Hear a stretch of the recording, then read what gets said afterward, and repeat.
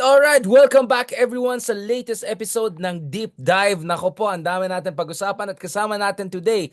Hindi ito si Justice, hindi ito si Secretary, hindi ito si Senator. Kasama natin ulit si Admiral Romel Jude Ong. Thank you very much, Admiral, for joining us. Kasalo ko, naiinis kapag sinabi kong Justice or Senator. The same way na si Ronald calls me Christian and the other way around. Pasensya na, Admiral, for yung mga 2024 moments natin na ganyan. Kamusta po kayo, Admiral? Okay naman. First of all, Happy New Year, Richard. And to your Happy listeners. New Year to you po. Happy New Year. It's been a while but there's so much to catch up on. Of course, as we speak, may purge na nangyari sa National Security Council. Tinanggal yung dalawang Dutertes. It's something I want to talk to you also about. But before that, you have had two actually very interesting pieces recently. And actually, I want to go even to another piece later on when we discuss your theory of victory. No, fantastic work. So there are these three interesting works of yours that Admiral I want to focus on. But before we go to dun sa denial strategy, before we go to theory of victory and what the Trump 2.0 administration could mean, magsimula muna tayo sa mga minamahal natin na pamilya na Duterte, right? So as we speak, Admiral, you're free to disagree with me. As we speak, ang daming mga marites, rumors, allegations, sometimes even reports na may mga konting may mga konting smoke, konting agitation, or there's certain destabilization plots. Admiral, as someone who served at the highest levels in the Philippine Navy, who comes from the AFP among other things, what is your understanding based on open source information? Because both of us have nothing confidential to share. Well, of course, pinaka-open source na source mo would be the Dutertes themselves. They were very public about it, and I think they started out last year. Nung nag-start to break off na yung unit team. Okay? And they were very vocal about it. And I think Sec Ronald was able to actually curate yung chronology of statements or pronouncements nila regarding this quote-unquote destabilization, no? And I think that's part and parcel ng toolkit nila ng messaging nila. So you're saying it's just psychological warfare? Well, you have to go back to the time of President Duterte's term of office. And ang ano ko dito, the way I would frame it is part ng governance o yung management style ni former President Duterte is actually how to integrate yung uniformed services, the military, the police, dun sa kanyang way or approach towards running the country. Okay. Sa police, nakita natin to in the terms of Oplan Tokhang, yung the drug war. Okay. Yun yung pinaka niya. And yung drug war was not confined to the drug war. It was also expands to how he would manage yung political opposition niya, particularly at the local level. Okay. 'Di ba? Ilan yung mga LGU executives na so basically personalization of the armed forces, subjective control, as Samuel Huntington would put it. That's what he wanted to achieve over the security services and armed forces. Yes. Precisely. Ito kasi yung working theory, Admiral, no? And I'm just trying to be the sounding board here. Ang working theory, and this is partly based on anecdotal evidence, conversation with people who are in the armed forces or working in the government, including just the other day. Ang basic idea there is that unang-una, maraming nagkaroon ng utang na loob kay Digong dahil they owe a lot of their promotion. Some people, we don't need to name names. Next thing you know, biglang 2-star, 3-star general na. Some people were able to skip, and to suddenly nag next level sila in terms of their promotions. Some mumbo jumbo happened there. And then at the same time, he increased significantly, I think more than any of his immediate predecessors, yung sweldo ng kapulisan, ng mga benefits, and not to mention, of course, personally, he visited like 45 AFP military bases in his first 6 months in office. I mean, that was insane. So you're absolutely right. There was a very concerted effort to turn the armed forces of the Philippines into his personal army. obviously your contention is that failed, and your Okay, contention. So what is your read of that? And should we worry that actually there may be some questionable elements still?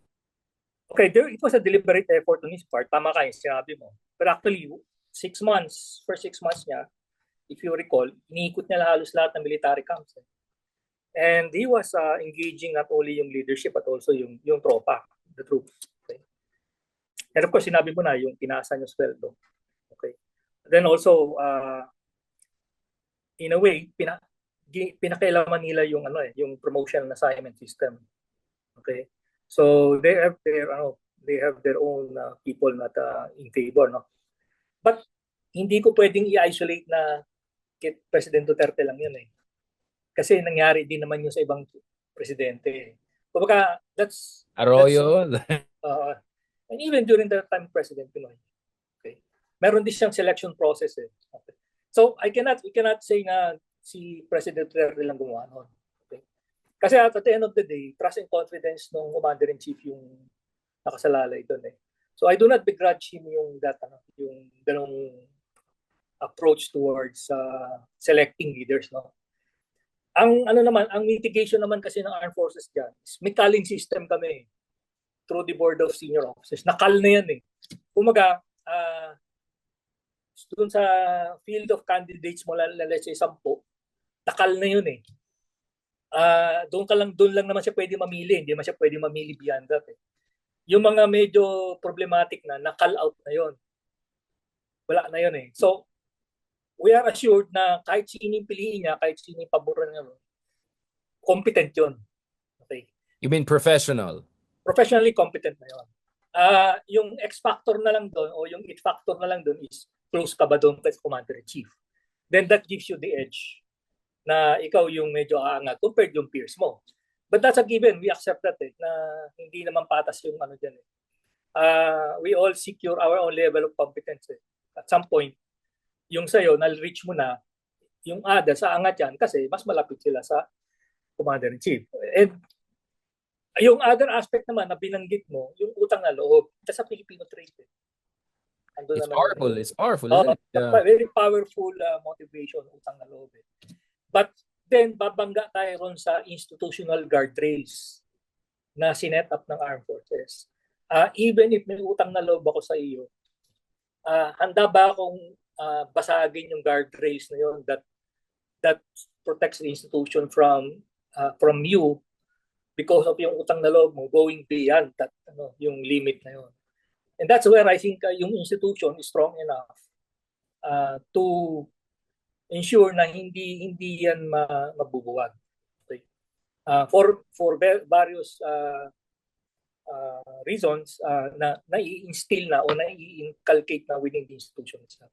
So in short, I think both of us the same assessment. I mean, on the record, I've been writing about this throughout the years na yung core integrity ng Armed Forces of the Philippines was preserved during Duterte administration despite successive efforts by him to essentially undermine yung professionalism and integrity of the institution. Nevertheless, just to be clear, Admiral, sino ba tong mga nanggugulo or mga um, ito yung mga letters daw ng mga military officers, etc.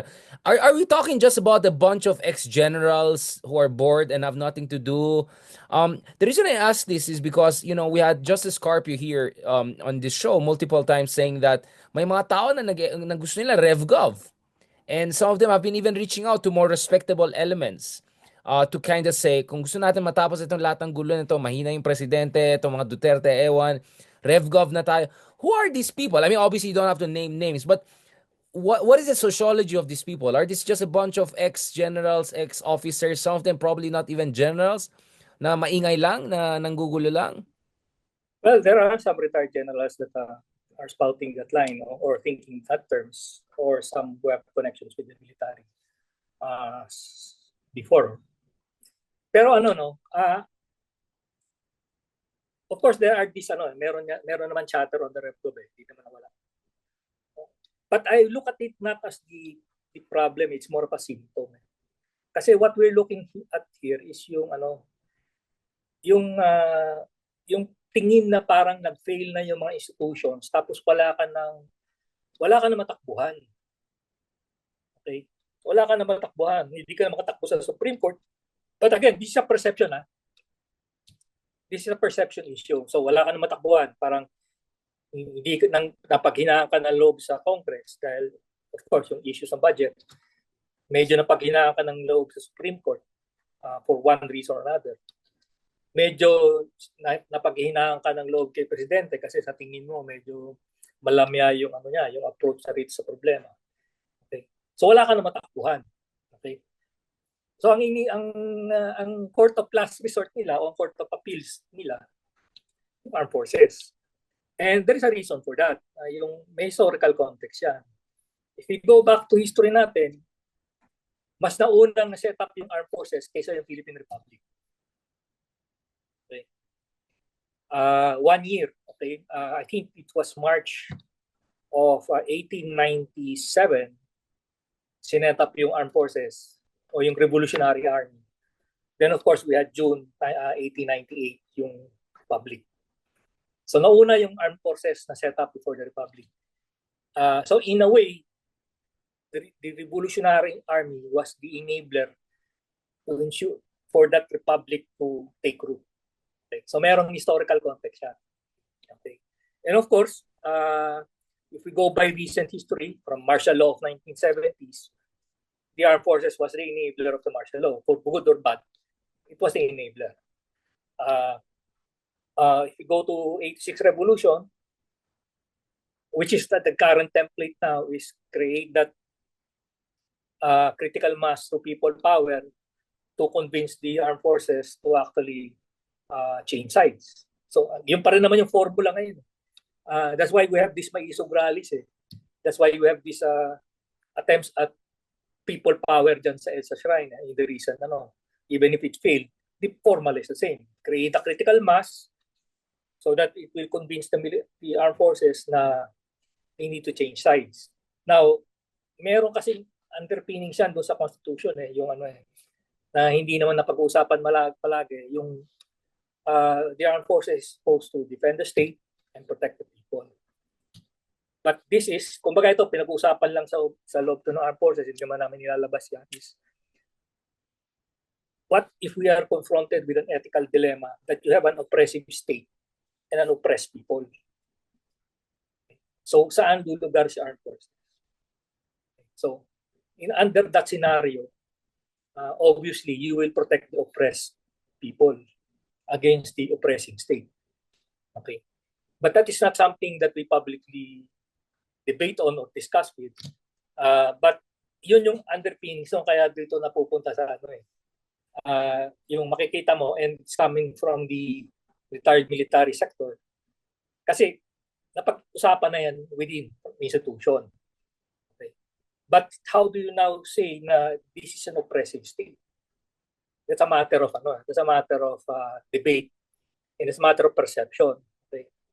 Kasi at the end of the day, we all go through that process. For example, during the time of President Duterte, as much as me, let's say me personally disagree with his policies, particularly in China policy, how can I argue na binoto siya ng ng Pilipino? May mandato siya May mandato siya So you have to respect that.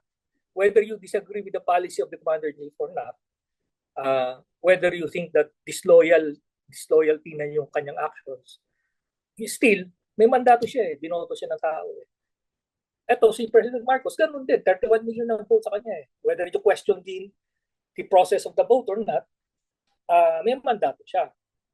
Okay? Now, for you just to disregard that, medyo malaking debate yan from within. Malaki struggle yan from within para sabihin mo, no, he lost the mandate. Ganito kasi ang take ko dyan, no, Admiral, no? Of course, one school of thought is yung doctrine of civilian supremacy, right? That at the end of the day, it's the, essentially the representative of the people, meaning the commander-in-chief, the elected civilian who has control over the armed forces. And then, of course, we also have this tradition. I mean, this is a real tradition.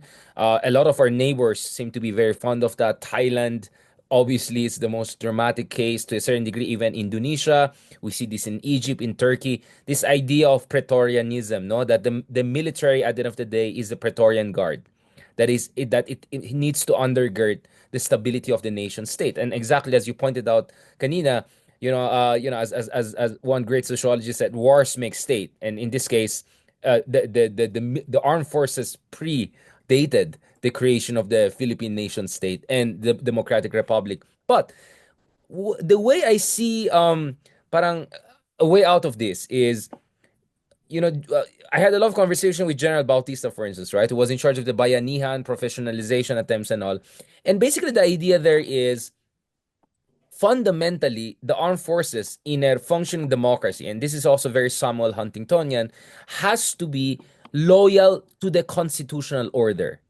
So if you have a situation whereby the elected president, even though he has a democratic mandate, is weaponizing his position in contraposition to the constitutional order and the national integrity of the state, then the military has um, the prerogative, if not the duty, to resist, if not to strike back, even if it's necessary. I mean, how do you see that? And I want to also understand, bakit sa tingin mo, Admiral, the integrity of AFP was preserved? Is this the US element because of the training with the US, embeddedness within the US?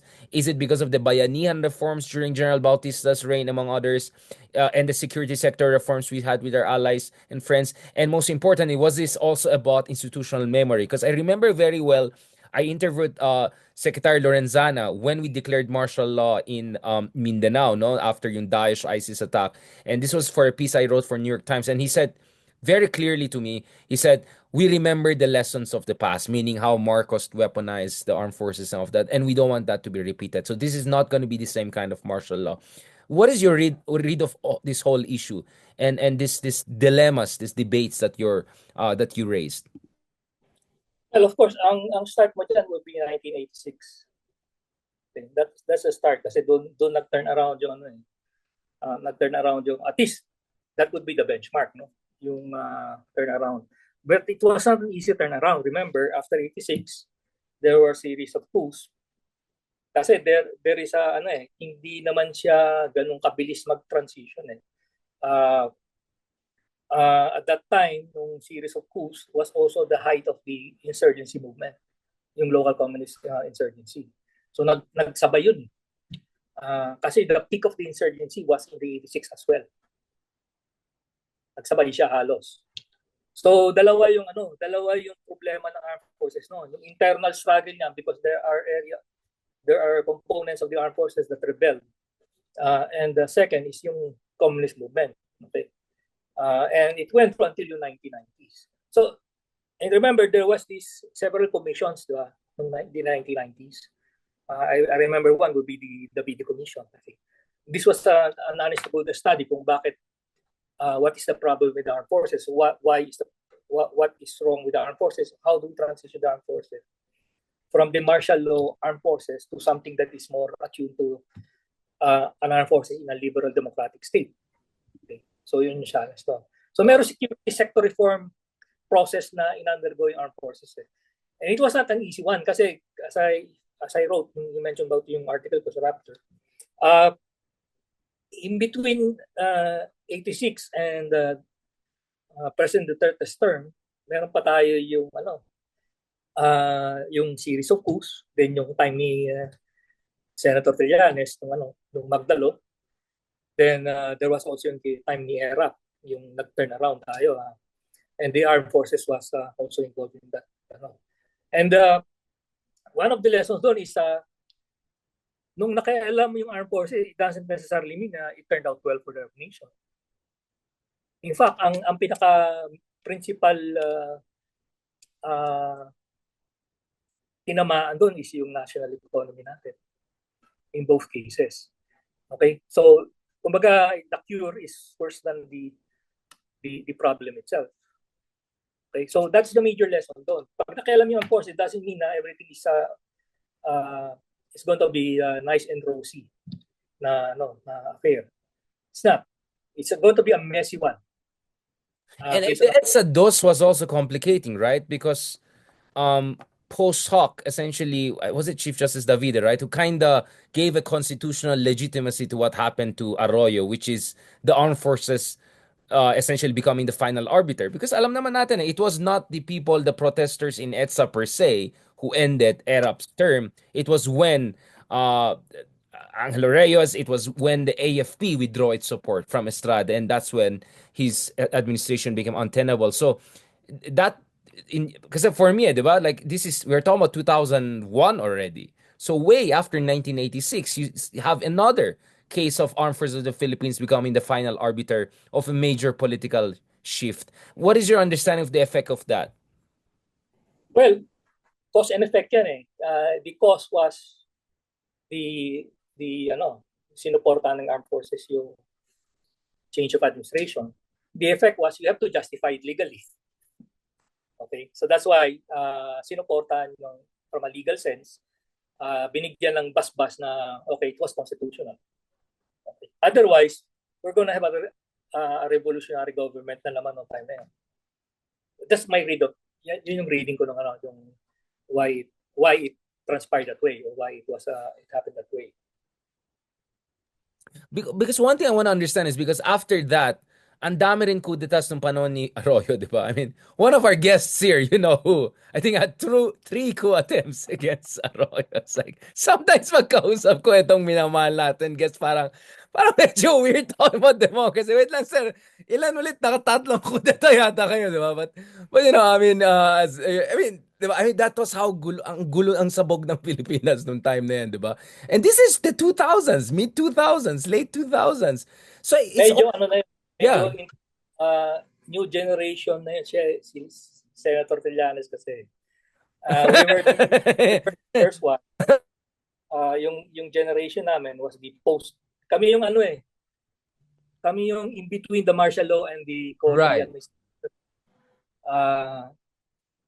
Kumbaga, when we started the academy, Marcos was the president. Nung nag-graduate kami, si President Cory na yung nag-commission sa amin. So kami yung one of the few classes na transition classes.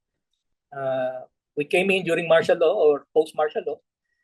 Then, nung nag-graduate kami, revolutionary government na ni Cory.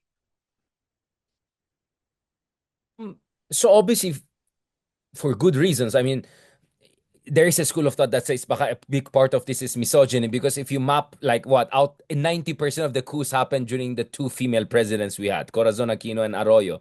So, you know, probably the element of misogyny was always there. But for some reason, walang coup na seryoso nung panahon ni Pinoy, even though we had the Mama Sapano situation, a lot of other major political scandals, and also obviously during the time of Digong, and so far under BBM. So what do you think explains the fact that we went from a country that was having coup right and left from 1986 all the way to 2006 and 7 and 8, and then suddenly you have the absence of coup and all in the past essentially decade. What explains that, Admiral? Well, number one, I would disagree na misogyny. I think we respected all the So you presidents. don't buy that misogyny aspect? I don't that. Okay. Akin kasi, yung kay President Cory kasi, ang hugot ng armed forces was she released all the communist leaders at the time.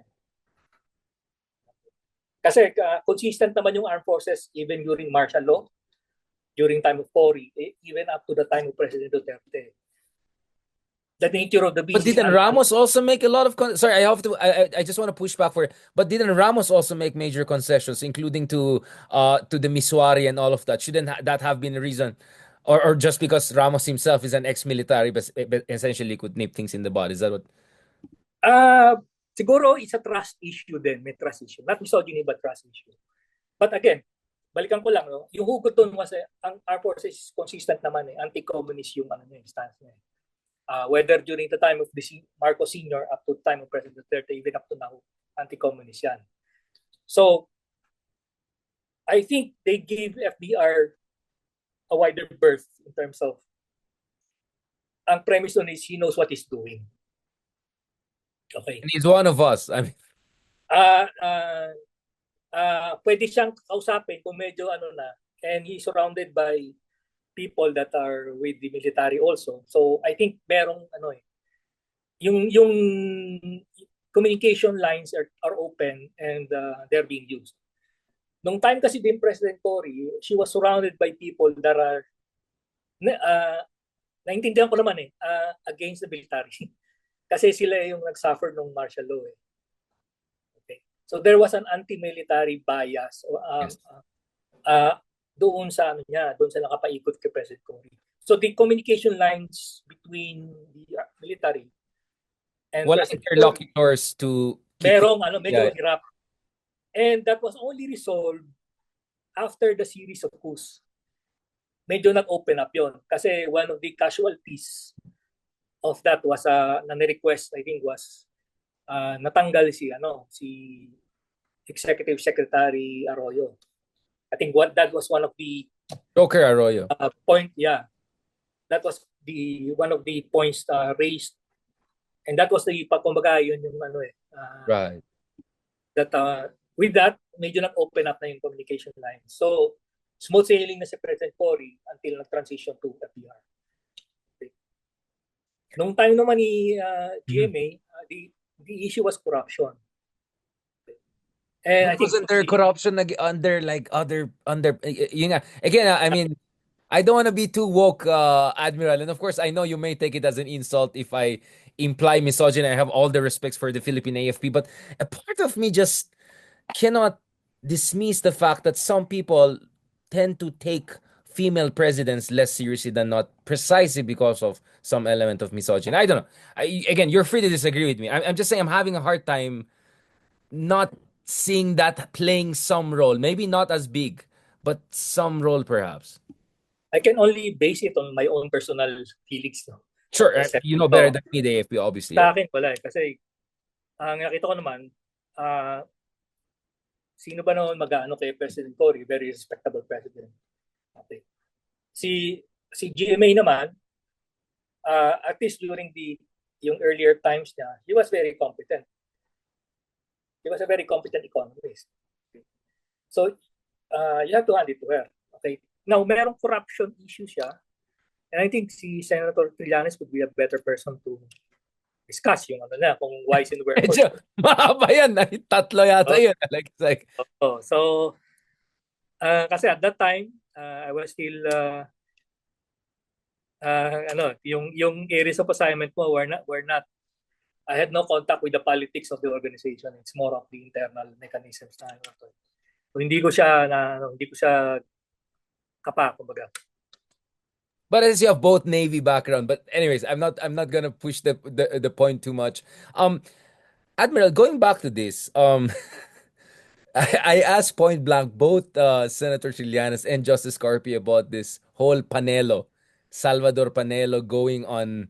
Well, there's I think only one channel bothers to interview him and take him seriously. Kumbaga, he said something like, marami dyan sa loob ng military, hindi natutuwa, ganyan. And then I asked point blank, is that not an incitement to rebellion or some sort of agitation or something? And I think Justice Carpio said something like, well, that only works if you're taken seriously.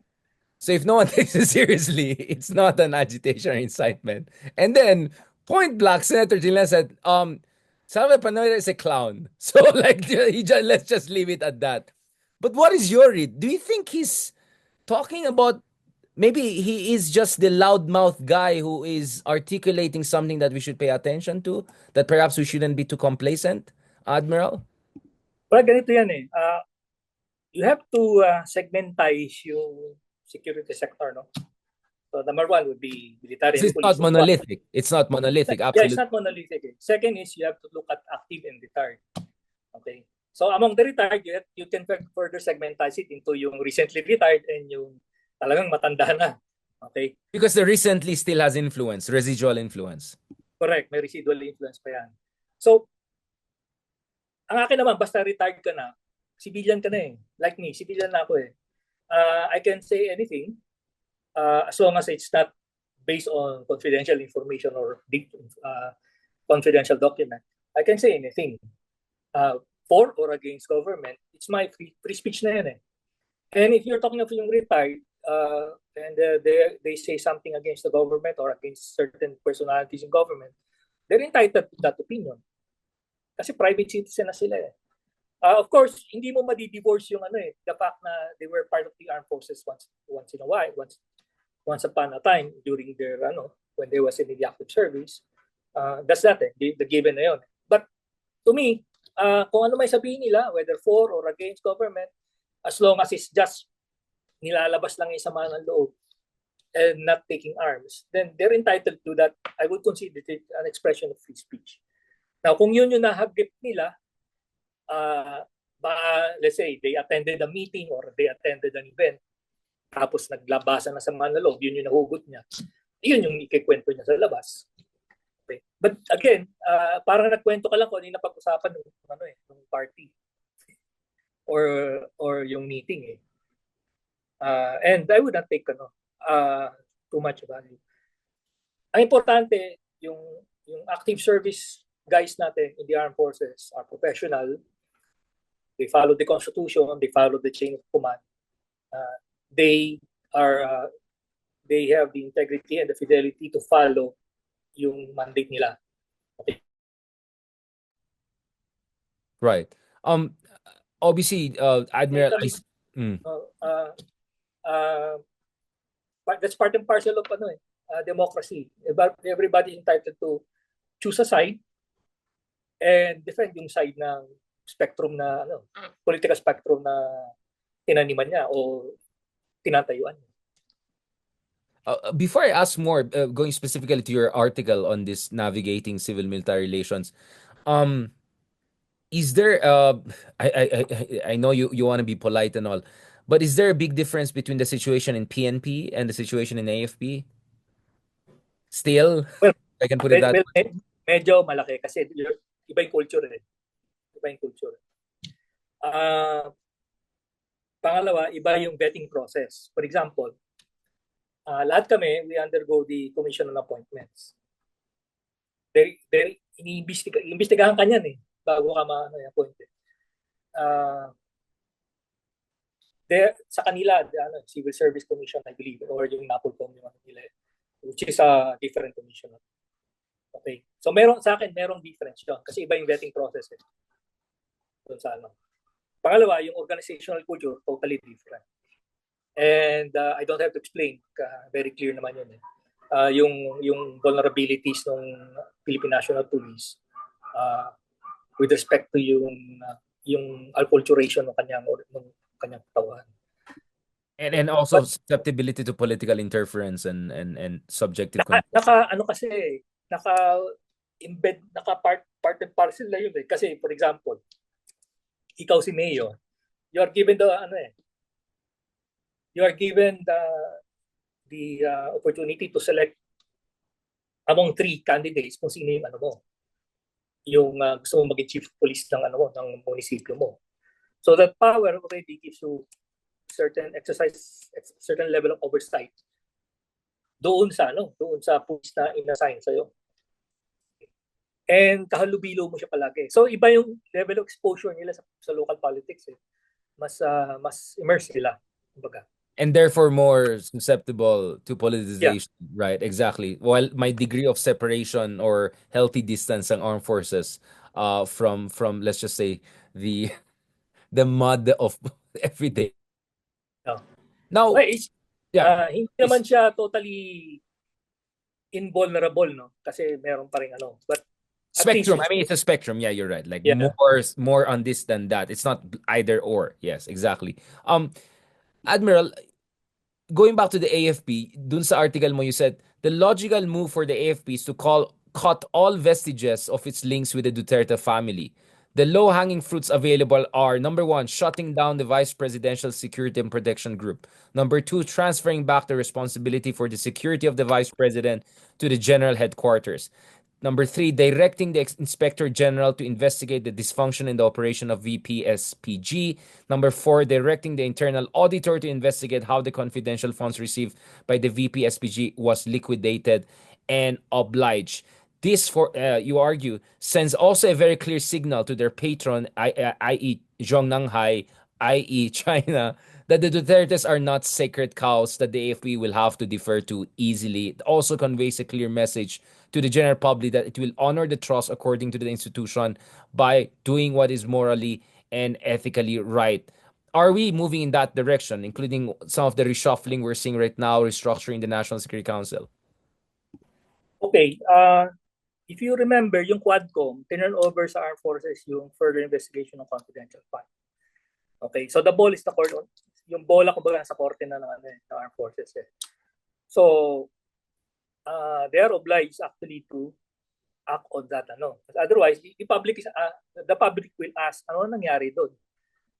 Okay, kasi pinasa na ng Quadcom for one reason or another, whether it is to avoid further antagonizing the Dutertes, or basically it was the proper move na nakita nila, yung bola nasa korte na ng armed forces.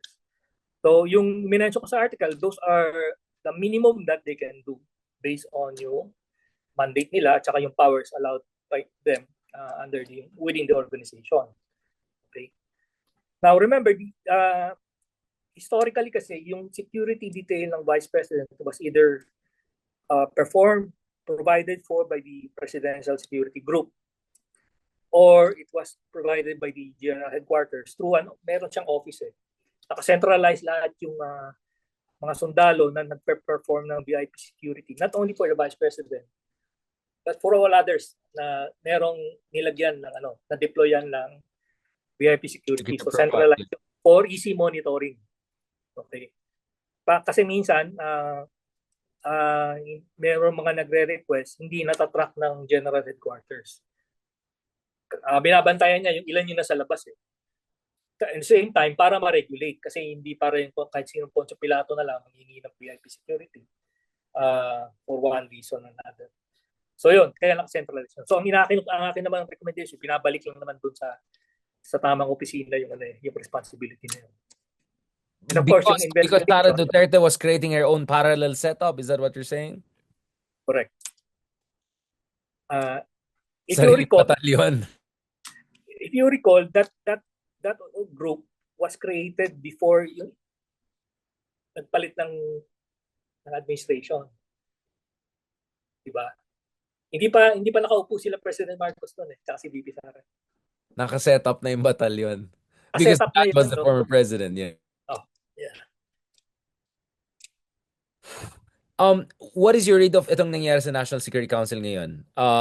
Obviously natanggal yung the father and the daughter, because usually you have ex-presidents also there, right? Because they're supposed to share ideas and make sure they're on the same page and the same wavelength on important issues. Clearly things we don't see with them. And at the same time, ang dami mga mga kaibigan ni Speaker of the House Romualdez ay dinagdag dyan. Ang dami mga deputy speakers. Now, what does that say to you? Okay, number one, it's consistent with doon sa binasa mo sa article na simulat ko You cut all vestiges of all linkages with the Dutertes within the security sector. So what I mentioned is only the armed forces. But there are others. I think VP Sara is still the vice chairman ng NTF-LCAC. I'm not sure kung hindi pa rin na-abolish yung NTF-LCAC. Wait, I thought wala na yung LCAC. Doon pa rin. Kasi technically may insurgency pa tayo. May naiwan pa So, I'm not sure kung nandun pa rin siya. And of course, yung na-mention mo, yung National Security Council, hindi lang si Vice President nandun, pati yung father. Because yung setup nun was all ex-presidents are supposed to be called in. And that's also the reason why historically, hindi kino-call in yung National Security Council yung buo. Ang pinapatawag lang Executive Committee, which basically consists Which of... Sara was part of also, the executive committee. Cannot be avoided, part siya ng EXECOM. Exactly. Basically, mga cabinet members yung EXECOM. Okay, so that may exclude the father, but it doesn't exclude the vice president. And now they had to exclude. The important thing is November 25, right? The father wrote a letter asking bakit parang yung anak niya hindi inimbita, or more importantly, asking for minutes of the conversation of the EXECOM.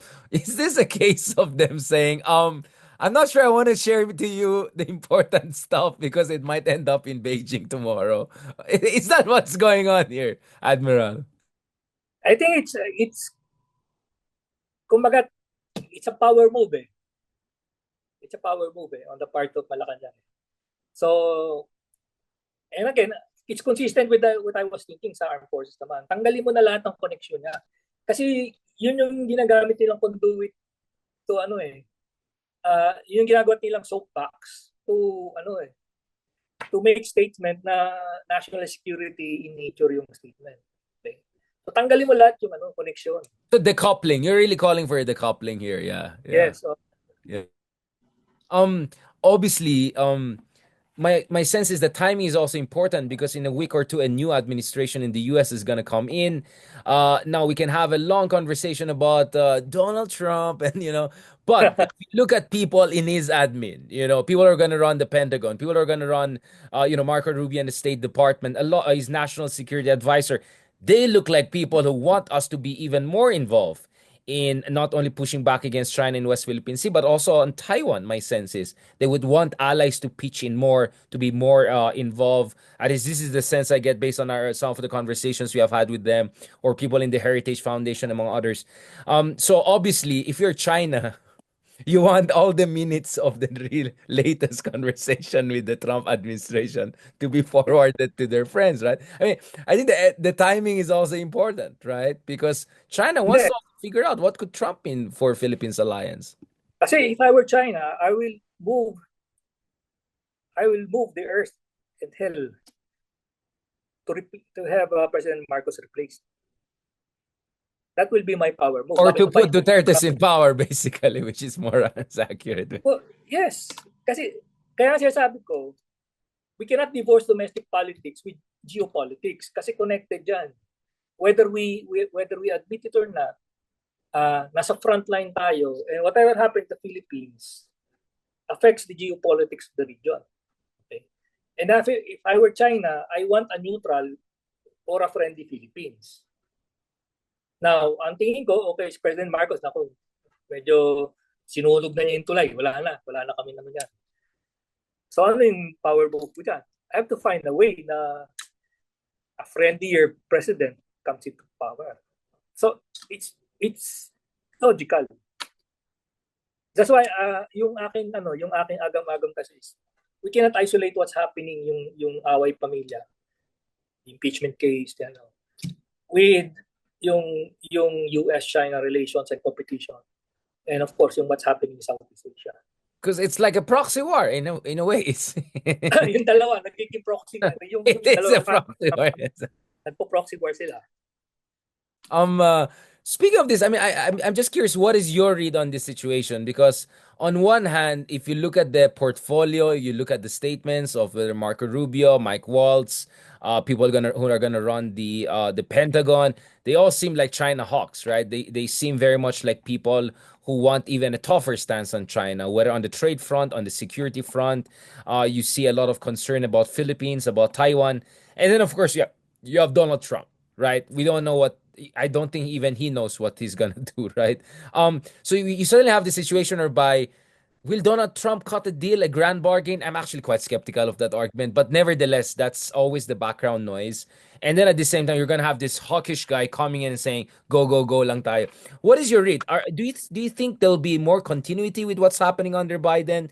Do you think there'll be an escalation, or do you think there'll be a new indeterminacy, if I can put it that way? Because the reason why I ask you, Admiral, is there are some people whose argument is, I don't know if you saw it when Trump won.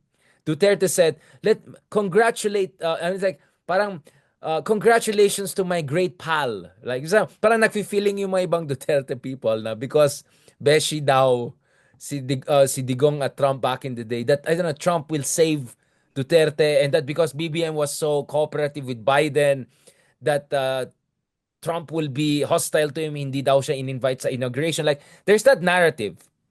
What do you think that narrative makes sense? Obviously, you can see where I stand on that. But why do you keep on hearing that narrative? Is it self-delusion, or is it muddying the water? Is it psychological warfare? To say US now is more unreliable because Trump likes Xi Jinping, likes Duterte, doesn't like alliances, doesn't want to fight for its allies. Okay. Kasi, ang tinitingnan ko lang, although tama ka naman, Mark Rubio, Elridge Colby, China Hawks yan eh. And more or less, latag naman kung ano yung nila eh. Latag naman kung ano yung policy nila. And yung mga pronouncement nila gives you a sense of saan yung direction nila. But si Trump, hindi ba naman yan eh. At the end of the day, was Trump. Then there's another factor, si Elon Musk. Okay? Si So Trump how kasi do we meron, hedge? So how do we hedge? That's my point. yeah. So, si Trump has already a statement on Ukraine. He has already a statement on Europe. He has no statement so far that I am aware of on the Indo-Pacific. Wala pa. So, kumbaga, medyo opaque yung ano niya yung ano saan direction siya pupunta rito eh. But didn't he say that Taiwan has to spend more on its own armed forces? They have to carry the water more on their own. He said that during the campaign period. And he didn't give a clear answer that he'll come to Taiwan's rescue. That's Taiwan. But Taiwan is not the center of Mm. the Indo-Pacific universe naman. So you're talking about the overarching strategy. Yeah, the overall one. Kasi yun yung the missing piece eh. Pangalawa, there's a problem specifically to the US Navy, but to the US Armed Forces in general, that cannot be corrected in one term lang. And that is yung industrial capacity ng US has deteriorated over time. Okay, so much so that the PLA, the People's Liberation Army Navy, has superior numbers of combatant vessels compared to the US Navy. Hindi mo mako-correct yan agad. Okay? So even if the spirit is willing, let's say, okay, Trump, Mark Rubio, the new DOD guy. You're saying there's a structural limitation. In 4 years, Yeah, you cannot build 4 new aircraft carriers and 20 corvettes or whatever. correct. And it's the numbers game will have an impact on deterrence on the ground. Okay. Kaya nga kaya lang gawin ng US Navy ngayon, FONOPS. And we've seen what capability ng China's Navy, Coast Guard, and militia combined. Pag nag-swarm or nag-surge sila sa Scarborough, Second Thomas Shoal o Sabina Shoal, they can generate at least 50 to a maximum of 60, 70 vessels at any given time. Okay? Para i-blockade yung feature na yun. So, sabi nga ng, according to Soviet doctrine, quantity is a quality on its own. But we have to deal with. So now, where does the Philippines come in? Because you use the same term as Elbridge Colby, right? The strategy of denial. Can you tell us a little bit about your Admiral, your discussion about strategy of denial? Ano yung kailangan gawin ng Pilipinas given this indeterminacy na hindi natin alam anong gusto mangyari ni Trump? And then, of course, there's the Elon Musk element that I don't want to underestimate. Because as we speak, Elon Musk is doing his own parallel diplomacy. He met the Iranian ambassador at the United Nations, apparently without any coordination. He seems to be very friendly to the idea of ending the war in Ukraine. Namely, he's not solidly behind Ukraine. Some say he has even business interests in terms of looking at mineral resources in Russia, who knows, even Iran. And obviously in China, he has huge business interests there. Tesla there. He said things about SpaceX. He doesn't want SpaceX to, for instance, maybe help Taiwan in a contingency situation. He denied the Ukrainians access at certain points. So when you have this Elon Musk element, when you have the Trump indeterminacy element, and then at the same time you have the Elbridge Colbys and Marco Rubius and Mike Waltz and all of these prioritizers focus on China kind of people, that's quite a medyo challenging. Yeah, it's like that's like three different directions at once. Actually, I mentioned Elon Musk because Elon Musk has a substantial investment in China, in Tesla. So he might swing it the other way. Yun yung concern ko ron. And if you're reading yung social media sa X, right now, ang tinutumbok niya ay UK. Yun ang Germany and everywhere. He's interfering na directly. Oh, he's doing his own malign influence in Europe. And shameless. I mean, this is crazy. He's gone rogue. Elon Musk gone rogue. But we have to accept na he has some influence on policy kahit paano. So yun ang ano natin. Now, yung question mo, I didn't answer the question. It goes back to yung theory of victory, which has two components. Okay, the denial one and the cost imposition strategy component. But I just focus on the denial one, So can which you is more or explain less that consistent with for the purpose of audience na hindi nagbasa ng I don't know Elvish Colby's book or something? Although thanks to him, he gave me a copy of that. But sige, let's discuss. What is the strategy of denial from a Philippine perspective? denial is to create the capabilities that will prevent China from achieving victory or achieving success. That means you have to establish a resiliency right on para hindi niya makuha yung gusto niya. Now, ang ina-attribute naman kasi natin na victory conditions for China, dalawang component yun. Yung first component is one way for China to declare victory if it is able to successfully divide yung country. Okay? Pag napag-away-away niya yung target country niya, pwede niya na-claim victory kasi it doesn't have to go to war. Kasi tayo-tayo na mismo mag-aaway. Which is why I am very concerned about yung domestic politics natin. Particularly if merong hint of foreign interference yung domestic politics natin. The second possibility of victory conditions for China would be if we are willing to give up national interest natin just to avoid escalation. Okay. And I've seen that happen in the West Philippine Sea on several locations.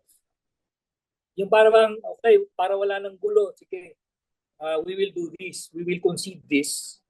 And ang problema dito, yung incremental concessions na binibigay natin, pag pinag-sum total mo yan later on, years from now, baka kinip up na natin incrementally yung West Philippine Sea. Just because we are afraid of escalating. So those are the two victory conditions ng China that we are trying to deny them. That's important, Admiral, because sometimes I wonder, is it because masyado tayong focus sa West Philippines and national security issues? But, you know, ito, I don't know kung you have the same reading. Yung mga ibang kaibigan natin who are for good governance and for good reasons, raising concerns about the budget, alleged and real anomalies, deficiencies of the Marcos administration, inflation, whatever.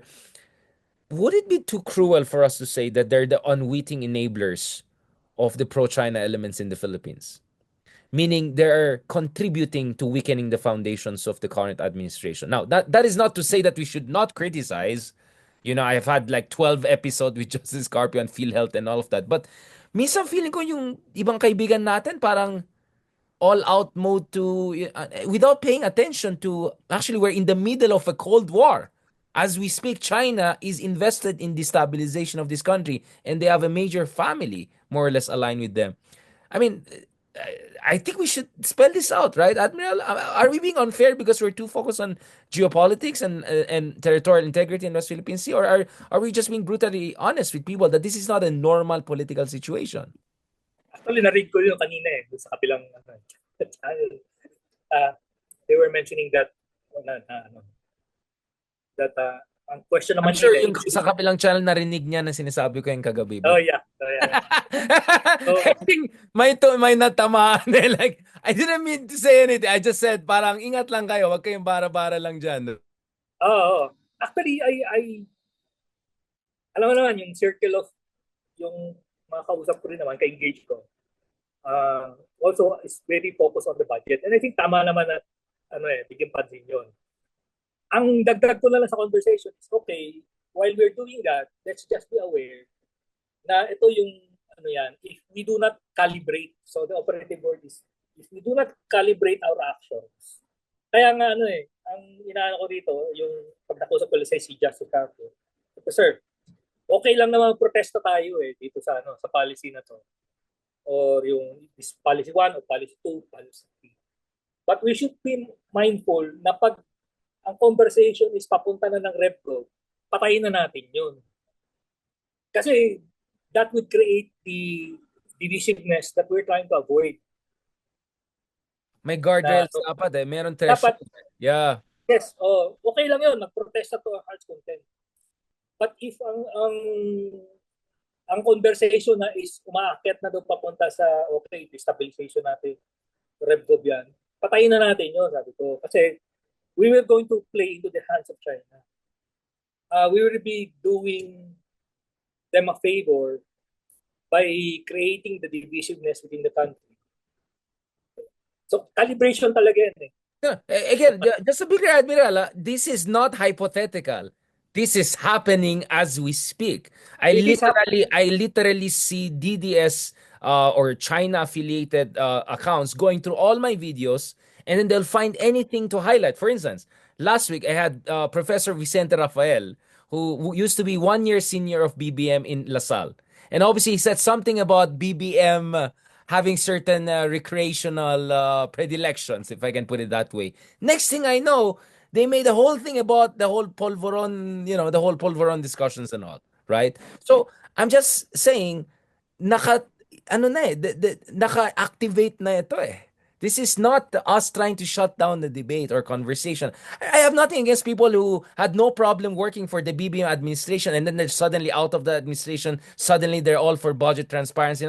I'm okay with that. Great, fantastic. I'm just saying we are in the middle of a Cold War here. People are weaponizing people power discussion. People are weaponizing all of these protests. In fact, we have a very serious recent case, Brazil, right? So if you remember the Operation Car Wash scandal in Brazil, first it targeted the administration. Then Dilma Rousseff went down. Then the vice president went down. Then the speaker of the. In the end, what happened is Bolsonaro and the military hawkish elements kind of essentially teamed up and took over. And Brazil went in a very scary, dangerous direction.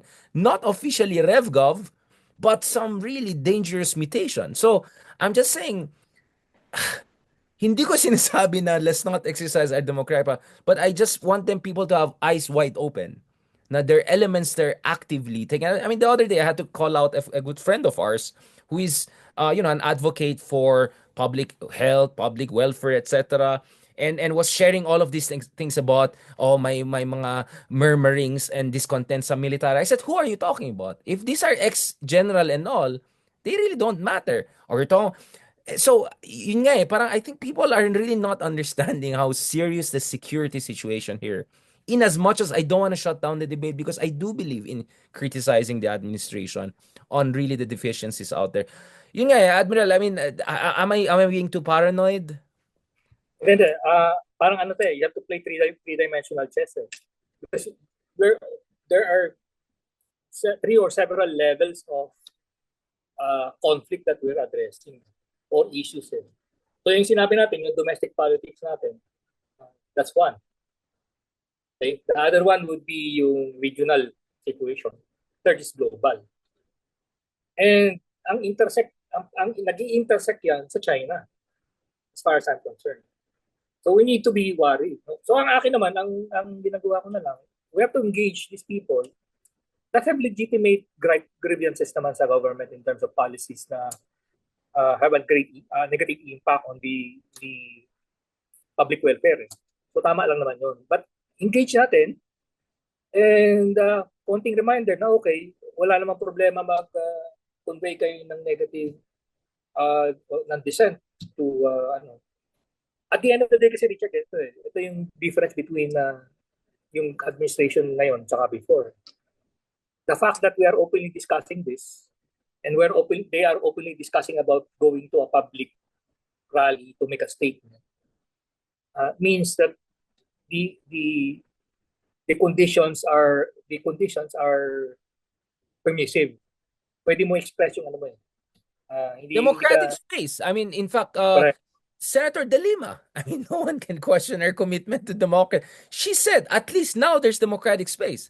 I'm not Yeah. fan of BBM, none of us are, but, I mean, yun nga eh, parang false equivalence ang ginagawa dito eh. I'm not saying BBM is okay. We have a million problem with them, right? But, iba yung Duterte. There's the China element, there's the EJK elements, there's the direct assault on the constitutional order element. I'm just having a hard time understanding why some people have a hard time understanding that. But actually, Saka maybe I know isa pa why. Richard, isa pang nakita ko dito. Again, I'm also not pro BBM. No? I voted a different president. Uh, good or bad, the You information didn't have to flows. say that, Admiral. No, I'm just kidding. I Hindi, mean, hindi, okay lang, good, okay lang. No, joke lang, joke. good or bad, the information is available out there. That's why there are the basis for protest eh. Kasi meron information available. But before, tago yun eh. Hindi nga, I don't know kung alam ba ng tao na uh, more than 10 trillion yung utang during the previous administration na minanan ng current administration. Mga ganun ba? Yeah. Or No, what happened since sorry for mentioning that. Okay, so I'll spell this out. Etong narrative ng essentially mga kaibigan natin na DDS, di ba? Ang narrative nila, eto kay Sara Duterte, million lang pinag-usapan. Eto kay BBM, billions ang pinag-usapan. My counter-argument to that would be very simple.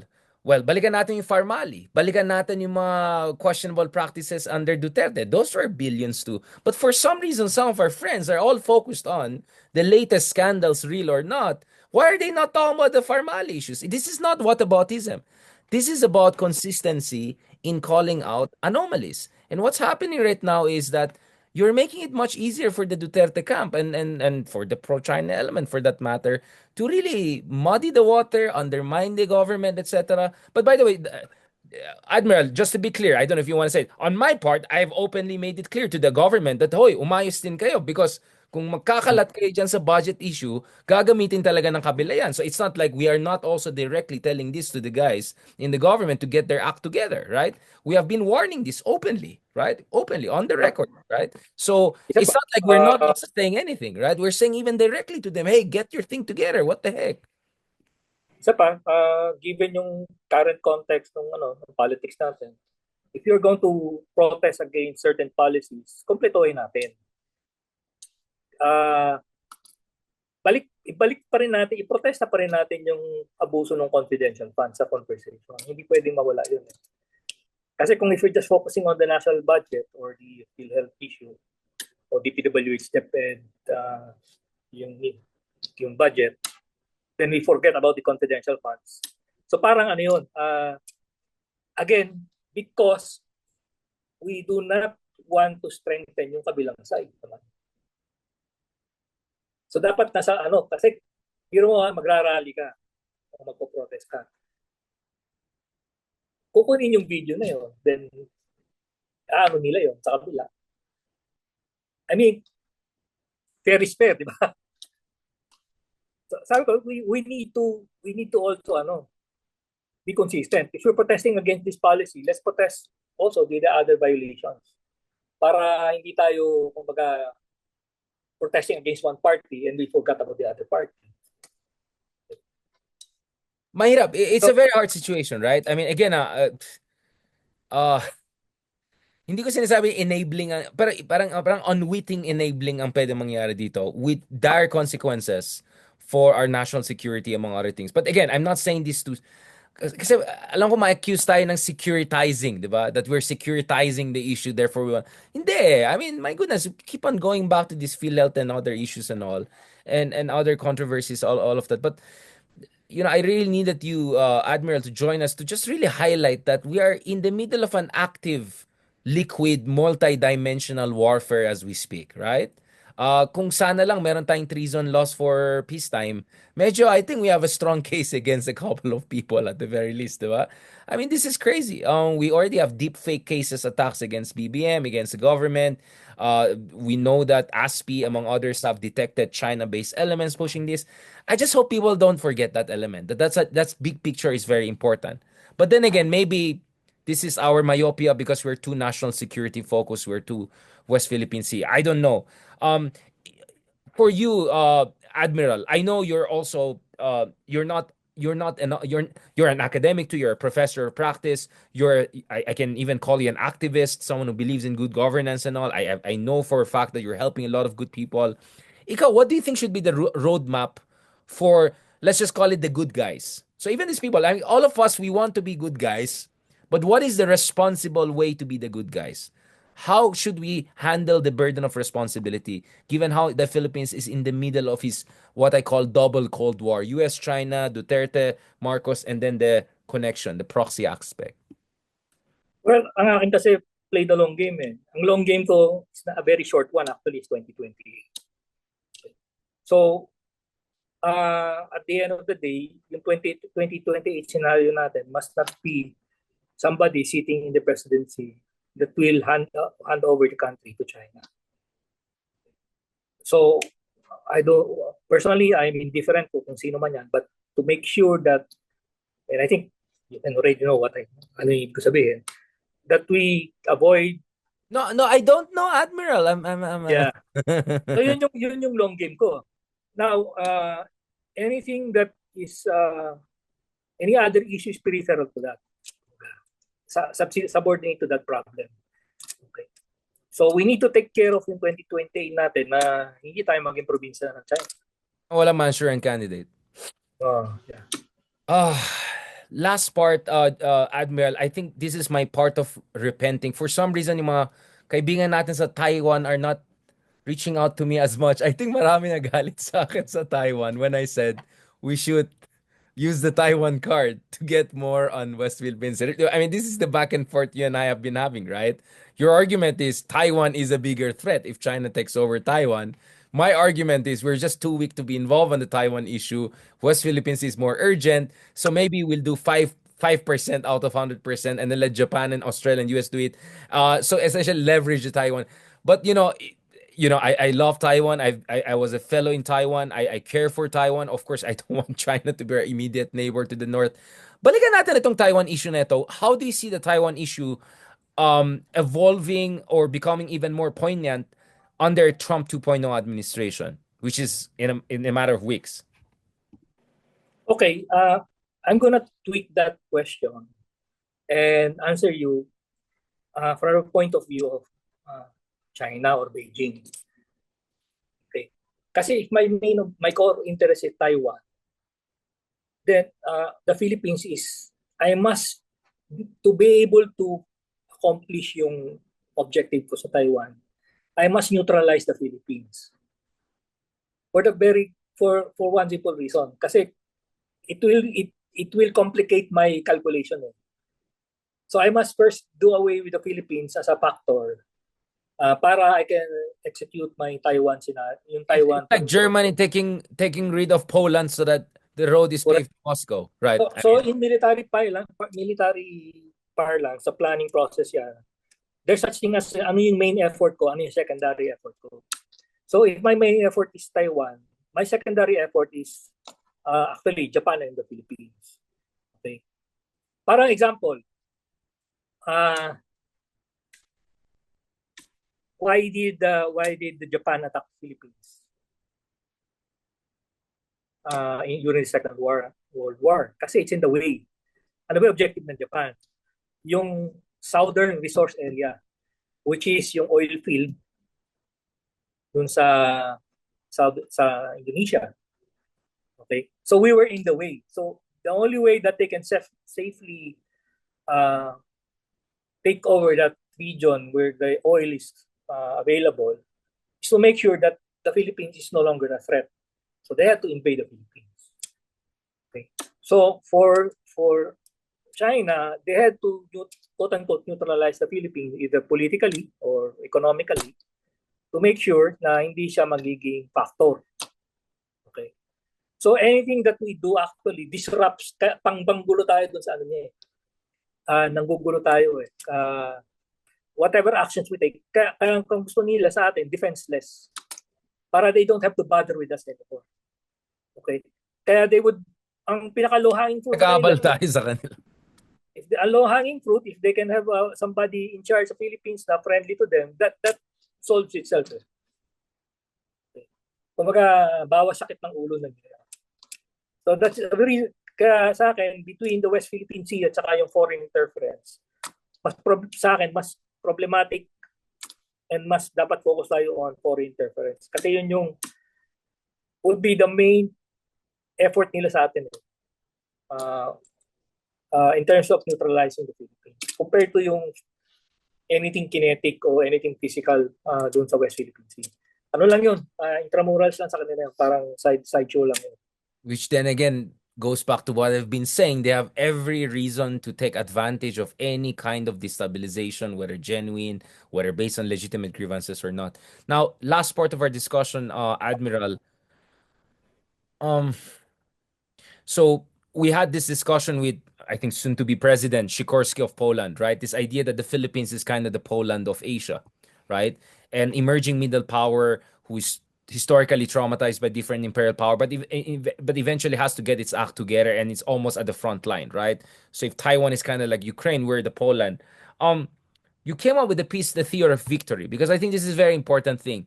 Ako, ang parati kong sinasabi over the past year or two is, kailangan natin ng baseline. What is the acceptable thing for us when it comes to discussing West Philippine Sea? For me, I have no problem with us disagreeing with the policies of the administration or not. But when you consistently just parrot the China line, medyo ibang baseline po yan, right? Medyo kailangan investigate ano nangyari dito, di ba? But what you also made very important is what is also the ceiling, diba? So clear tayo sa baseline. What is acceptable for any patriotic, self-respecting democracy, pluralistic, but at the same time, what is achievable? What is feasible for us as an emerging or emergent middle power, as a kind of a Poland of Asia? Can you elucidate, Admiral? Because I think you're the only one I know out there in the Philippines who was consciously tried to explore the notion of the end game here. What is the end game for the Philippines?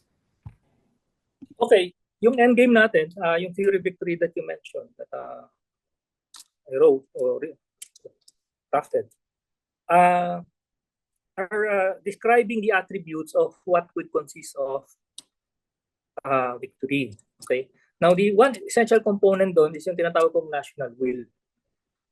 Yung national will. Babalik tayo, I think we've discussed it before. Yung Cod War between the UK and Iceland. And one of the reasons why bakit when we asked bakit nanalo yung Iceland against UK during the Cod War was primarily because of national will. So national will is dalawang component, yung political will ng state and the people's will.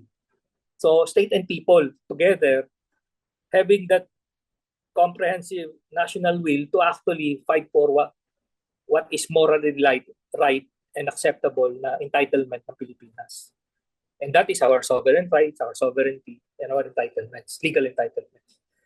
Now, yung true victory does not rest on fighting with China. In fact, ang inano ko doon, if we fight with China, that means that's not a theory victory. I mean, we should try to avoid that. Kaya yung sinasabi ko nga, yung theory victory na dinrap ko has two components.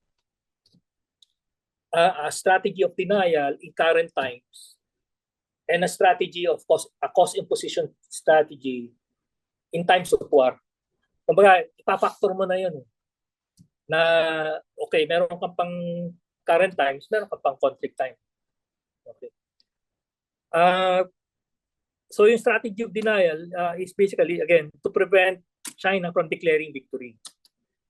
And when you say victory, we're talking of different dimensions. No? So it's the political, the economic, the socio-political, the issues of legal. So damay-damay na yon, and of course military. So in all those dimensions of dapat mahaharang natin si China from claiming victory. So that means we need to, let's say for example, one of the vulnerabilities na nakita ko na we need to reclaim is energy security. Okay. If you're familiar with yung pumunta yung taga University of William and Mary, they were presenting yung result ng research nila on Chinese. Pledge trap, yeah. They interviewed me. Yeah, I know those people. Yeah. So they were presenting yung basically for the Philippines. Debt trap. I came up with the term pledge trap. Debt trap, yeah. Yeah. They were presenting yung result ng research nila on Chinese investment in the Philippines. Okay. I'm just taking one example. So lumalabas doon of the total 8 billion, maliit lang 8 billion na invest ng China since the early 2000s. 3 billion is on energy. So energy pinakamataas nilang type of investment. So that means kung malisyoso ka, ay malisyoso naman tayo pareho. Exactly. ang ano ko doon, ang Critical assessment ko doon, infrastructure. okay, ang target nila is energy. Doon tayo nila yun yung nakita nila vulnerability na papasukan nila. So that's why they're investing in energy. Okay. Of course, alam naman natin yung NGCP. You're saying those are corrosive investments, if not predatory or potentially sabotage-driven investments. Correct. Tapos, ganito may foothold na sila sa NGCP. They're preventing us from exploring Reed Bank. And now they are actively trying to uh, uh, peddle investments on energy with us. Kumaga, stage tayo ron sa Reed Bank para hindi makapag-explore. So, tapos hawak na nila NGCP, then meron silang investment. So parang kinakanalize tayo to a policy direction na okay, ipit tayo dito sa dalawa, sige, tangkapin na natin yung investment sila ng energy. Then, hawak na talaga nila tayo talaga sa energy in terms of energy security. So, that's one. So, we need to deny them that victory in that sector. In that sector alone. And there are other areas na vulnerable tayo. Okay. So, this has nothing to do with military, no? Na dimension. Iba yon. Now, for yung military naman, sa Navy naman, we've addressed that before. Kaya lang, siyempre, babalik tayo sa AFP modernization. We can only support so much. Okay. So, if you look at the reason why we went into the BrahMos anti-ship missile system, because that's a sea denial, that's part of the sea denial strategy namin. Okay, we're not going to fight China ship for ship kasi we don't have the industrial capacity. Kung yung US Navy nga nahirapan, how much more time? That's why ang ano natin, okay, lalabanan natin sila sa lupa. But of course, that's not enough. You need a host of other systems. No? Kaya kaya sila nakita mo yung reaction nila doon sa Typhoon missile system. Almost kumbaga babangga na nila yung ulo nila sa pader sa inis sa atin. Oh, and then suddenly sasabihin nila, but one battery wouldn't make a lot of difference. May mga bitter ba silang comments sa ganun? But ito rule of thumb ko Pag umangal yung China in a certain that means we're doing right thing. Pag hindi sila umangal, ang rule of thumb ko doon, walang epekto sa kanila yun. Si General Loico almost said exactly the same thing. We must be doing something right. Yeah. They're like pissed off big time. Do you think we should get more of typhoons ourselves? Do you think we're in a position financially, logistically? Because we're already practicing it from what I understand. Now, baka kasi number one, baka US will not allow us to sell, they will not sell to us. Kasi that's an offensive system So we need to look for alternative. South Korea or maybe India also. What could be the intermediate missile systems na reasonable? Meron sila. Meron. Okay. But South Korea got the THAAD system. Yeah, Israel meron sila got bago. the THAAD system. Maybe THAAD system? No, hindi THAAD. Ginawa lang for South Korea, bago lang. I forgot the name kasi Korean name. But, no. What I'm saying is that the US deployed THAAD systems to South Korea and also to Israel, among others. So why shouldn't they deploy it here? Heritage Foundation just had a report that they're recommending F-16 fighters, THAAD missile deployment, and a couple of interesting warships and missile systems. The THAAD is an air defense system so it's to prevent yung entry of ballistic missiles coming to us. Okay. In the case of South Korea, it is to prevent yung attack on yung US forces doon sa South Korea. From North Korea, yeah. That Typhoon is an offensive system. So yun yung doon. So kung papayagan tayo ng US, all the more maganda. But kung hindi, I think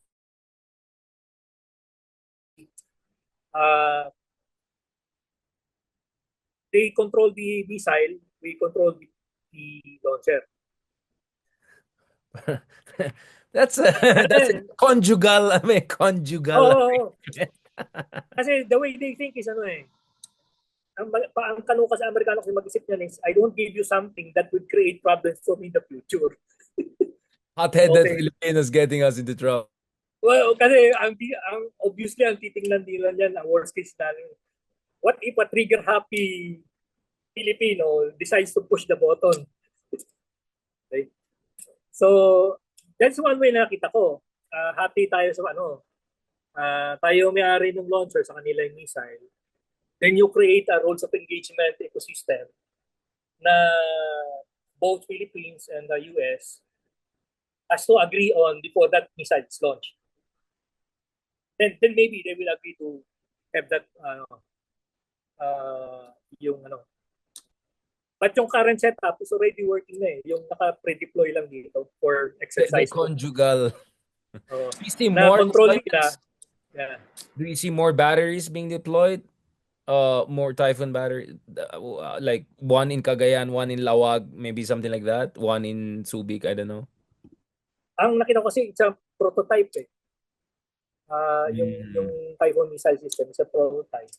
right. So, Beta pa siya. so hindi, it's workable. Yung concept, tinest nila yung nag-proof of concept sila eh. So the concept is workable. They were using existing systems naman eh. Okay. Kaya lang, they might need to build more batteries for that. Last point, what should we push for and what should we realistically expect under Trump administration, assuming Trump doesn't do like grand bargain, blah, blah, blah.